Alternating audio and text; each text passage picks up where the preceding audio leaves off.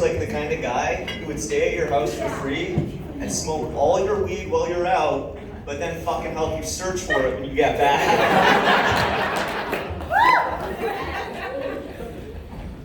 Whenever you do stand-up comedy, they always put the little bar stool up here.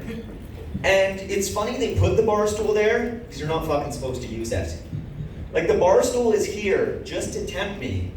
But it's so critical you don't sit on this stool that they put it in the fucking name. Stand-up comedy. You'll never see a dude do his set while sitting. It's as if this stool's just here to remind you guys, I could be sitting if I wanted to, but I am choosing to stand for you right now. What if I did just sit down and do my whole set on this tiny stool like a little ventriloquist dummy? We're not going to do that. But a lot of things have changed, obviously, in the last, year and a half here. And a lot of things have changed since I last did stand-up comedy. So things have changed in the world, but a lot of things have changed in my personal life too. So one of the big things that's changed this last year is I graduated. I'm done school now, and I got my university. Well, and I hate to break it to you guys, but those applause were for nothing because it's an English degree. But I don't know if anyone here has ever graduated from college or university, but it doesn't take long before they start asking you for money. Like 6 months out of school, and they're saying, yeah, Justin, would you like to donate a bench to UNBC? In a letter. And it's like, you guys know I'm an English major. You don't got no fucking money. But I can leave the letters go. The letters are fine. It's when they had someone call me that I got a little fucking annoyed. So this poor guy, it's not his fault, but he called me and asked, well, hello, sir, would you like to donate a bench to UNBC? And I say, fuck no! I went to class. I did my part. I paid for my whole degree with no loans, and I'm working at a fucking shoe store for $16 an hour. I like how people laugh at that one because that's not even a fucking joke. And so I tell him this, and this motherfucker has the gall to say to me, have you considered going back to school and getting a master's degree? Like, okay, imagine, it's December 2021, COVID's over, you're on a plane heading to Vegas the first 2 weeks of December. You pay for your round trip ticket, it's $700 each way. You get on the plane, you put your shit in the overhead bin, it's even to size. You drink your little ginger ale, you sit on the plane for 6 hours, and when it lands, you're still in fucking Prince George. And on your way out the door, the pilot says, have you considered buying a first class ticket? Maybe that one will get you to Vegas. And the thing is, even if I get my master's degree, they have one more. They have a doctorate. So that's like, if the first class ticket doesn't work, they'll just say, well, have you tried just chartering a fucking private plane to fly you to Vegas? Motherfuckers. It offended me that they thought that I'm that fucking stupid that they could pull the same trick on me fucking twice in a row. Like, to make a shitty life choice that leaves you working for $16 an hour in a fucking shoe store, and then to make that same choice again, you'd have to be the dumbest motherfucker in the world. So yeah, I moved to Kelowna in September to get my master's degree. But the thing is like, I don't know if anyone here has ever been to Kelowna. Has anyone here ever been down to the Okanagan? Yeah, so the people in Kelowna, they're a little bit different from the people in PG, aren't they? There is a difference there. So I don't know if it's the weather or if it's the lake, but the people down in Kelowna, they're a little bit more, they have more teeth. They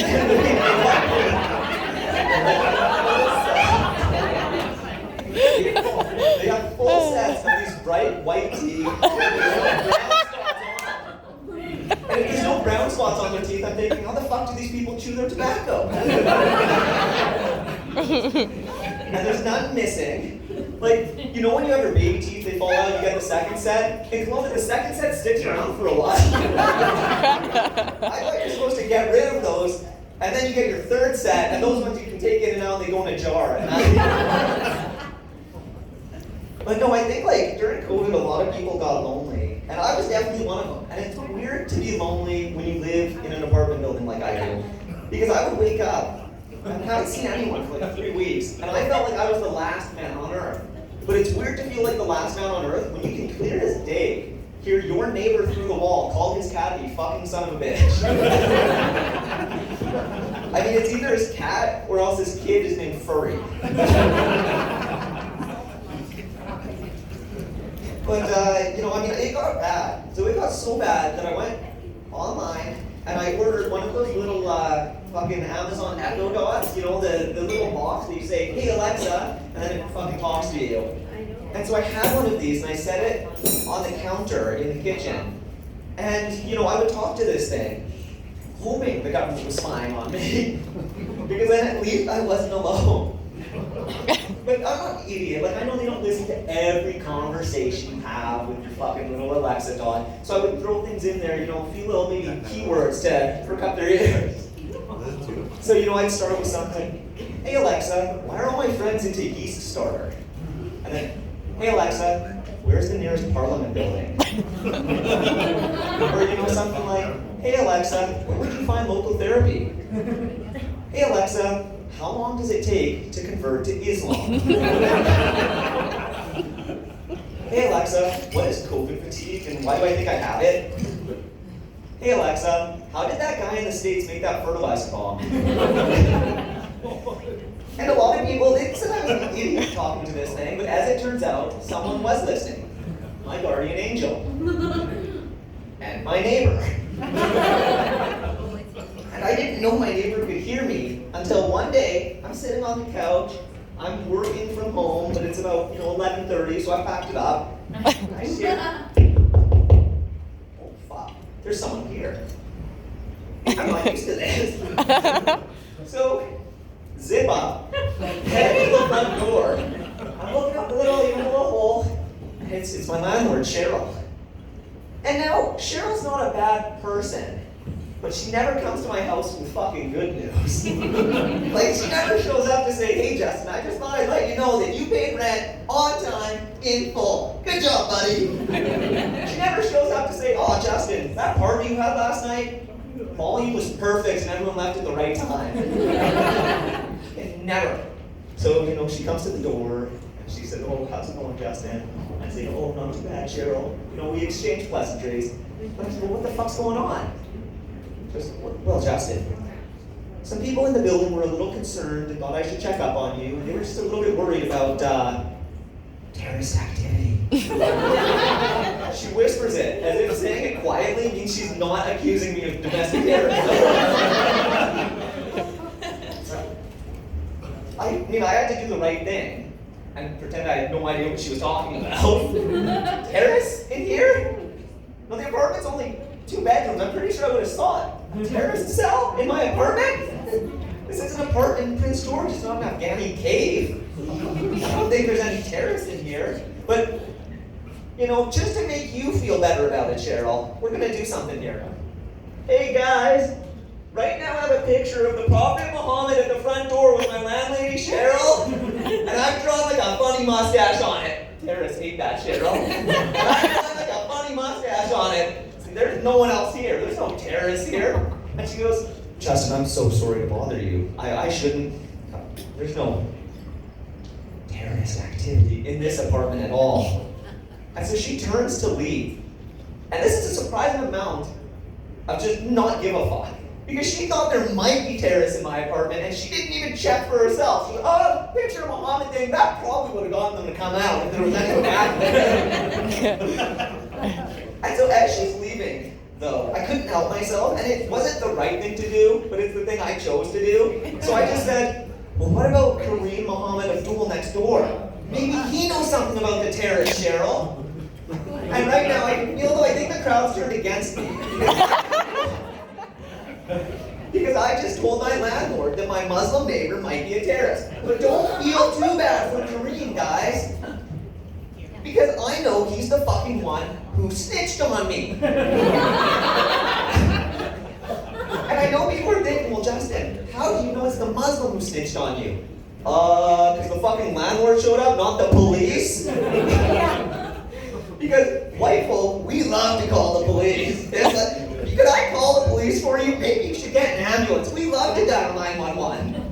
right? But the non-white people, they don't like to call 911 quite as much because it usually doesn't go too fucking great for them.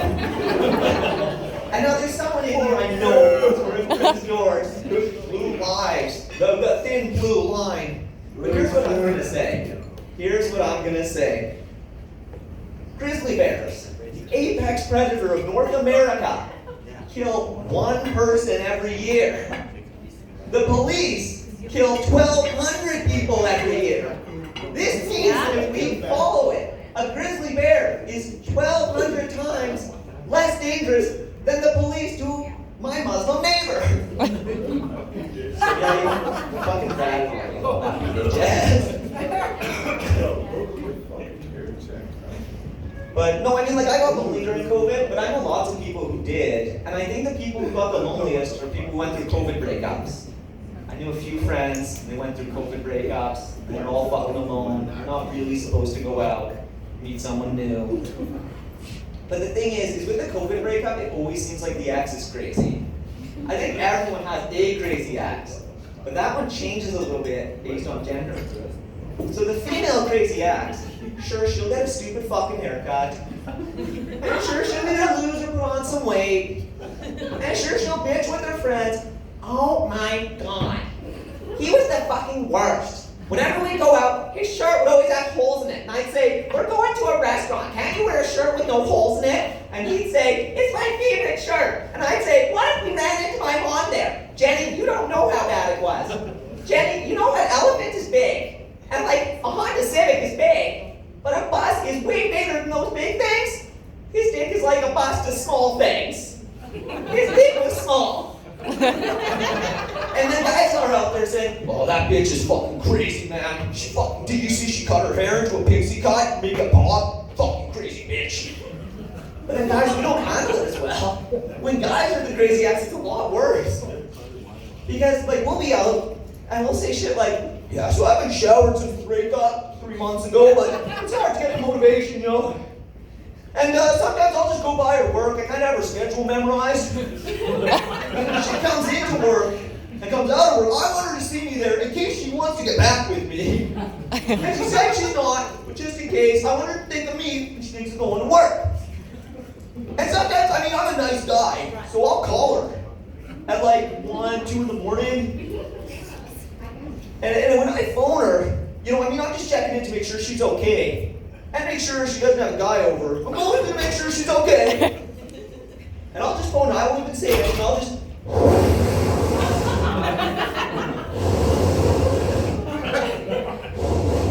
And then I hang up before she knows it's me. But that bitch, I mean, she's fucking crazy, man. But the thing with women in breakups, that I'll say that women don't do good about breakups, is every dude, as soon as they split up, is always controlling, but when they're together, he's protective and it's cute. Because every woman is always just dating a controlling guy, but no woman is ever currently dating a controlling guy. You know? And these guys have got to be coming from somewhere. It's like, bitch, it's the same behavior, you just don't like it now. And it's funny though, because sometimes things start out cute, and then they turn gross, like being controlling. But then some things start gross, and then they turn cute. So like, take the joint Facebook account. You know, like a couple has one Facebook account. So I'm in my 20s. If one of my friends has a joint Facebook account, I know for a fact that one of them cheated. And they have to touch their Facebook. Someone fucked someone that they were not supposed to. But then when old people have a joint Facebook account, it's like, oh, they don't know how technology works. It's cute when they get old. I think another thing that gets cute when you get old is hardcore racism. There's a young guy who's even a little bit racist, avoid him. Why? But if there's an old guy who's a little bit racist, the Jewish nurse steals my pills. That shit's hilarious. Tell me what, the Jewish nurse steals your pills, Grandpa Bill? And then you talk to them like they're a dog, like, oh, guess who's not going to the polling station next time it's time to vote? You, Grandpa Bill! I'm not driving you to the polling station, Grandpa Bill! That's not supposed to be funny. Because, old people, it's like, oh, he doesn't think black people deserve rights, and he'll be dead soon. Aww. It's right here. And old people, though, they're dying. Like, every day, they're closer. They're looking at, they're looking down the barrel of the gun, but they never seem to acknowledge it, except when it comes to the rules of bridge. Because my grandparents are always saying, Justin, when we go, no one's going to know how to play bridge anymore. The young people just don't seem to like bridge. Well, yeah, that fucking sounds about right.